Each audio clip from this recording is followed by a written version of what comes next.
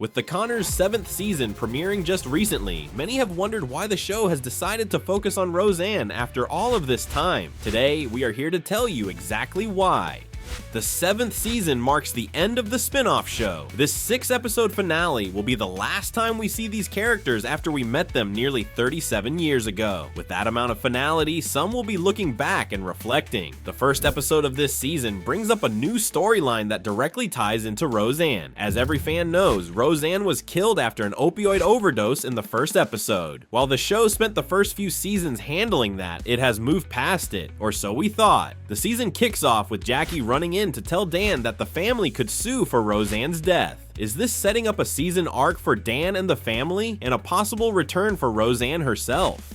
The creators Bruce Helford and Dave Kaplan have previously discussed the return to Roseanne's character. They talk about how the creation of this storyline came directly from the Supreme Court lifting the immunity from the opioid companies. Knowing that this season will be the last, tying in the first episode to the last would be a very poetic finale, effectively ending the spin-off with the character it was centered around. Kaplan would confirm this in an interview by saying, "That storyline ticked a lot of boxes for us, and one of them was that the little guy finally gets some justice.